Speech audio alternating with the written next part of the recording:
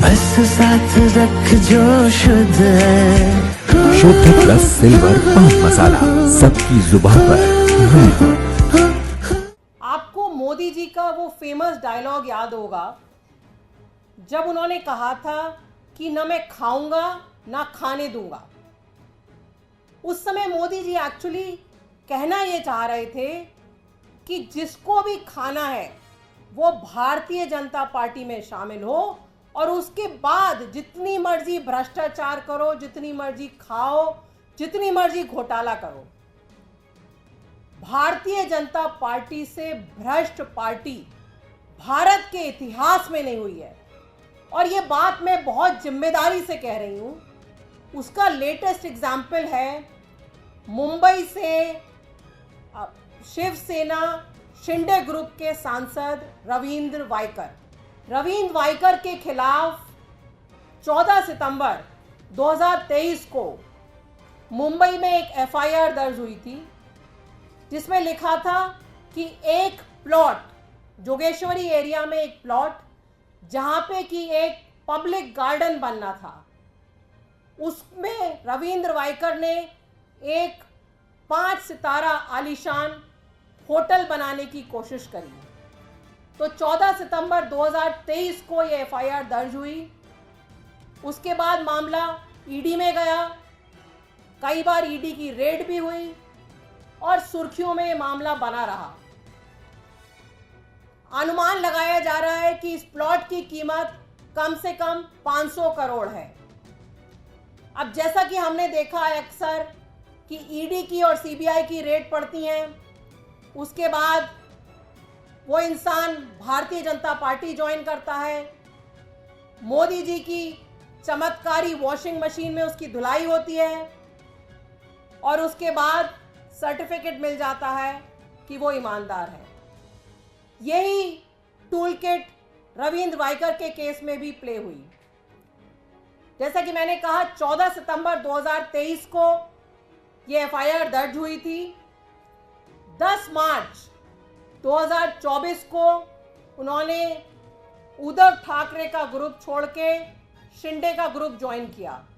Shinde group जो Bharatiya Janata party के साथ गठबंधन में है, शिंदे ग्रुप ज्वाइन किया, मुंबई से चुनाव लड़ा, 48 वोटों से चुनाव जीते और कल उनके खिलाफ जो केस था उसको समाप्त कर दिया गया।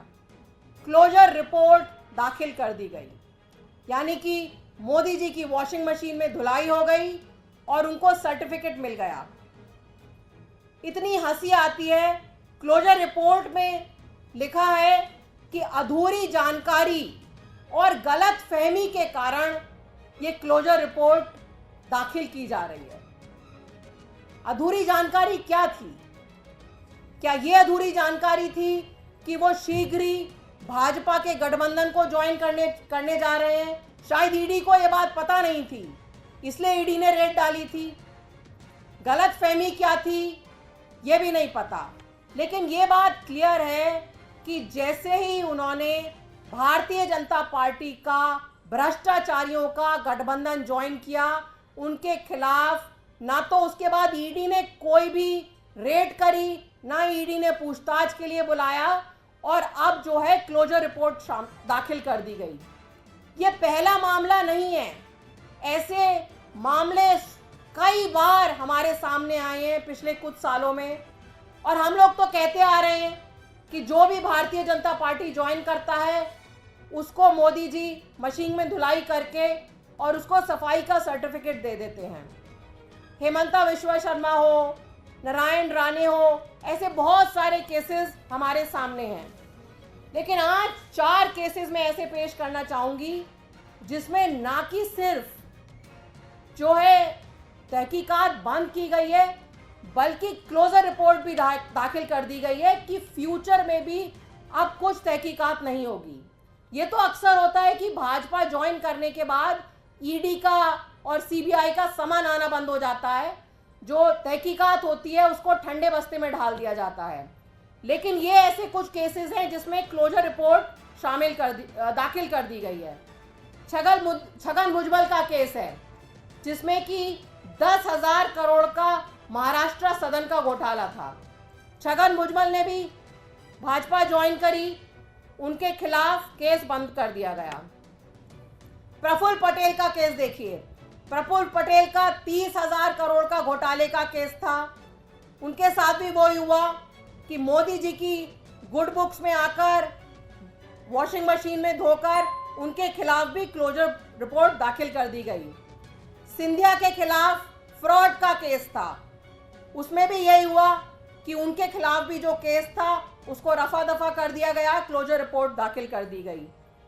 बाबा सिद्दीकी का केस था, यह भी मुंबई का केस था, 500 करोड़ का स्लम रिहैबिलिटेशन का केस था। इसमें ईडी का केस था, इसमें भी वही हुआ कि मोदी जी ने वॉशिंग मशीन में धुलाई करी, क्लोजर रिपोर्ट शामिल कर दी गई।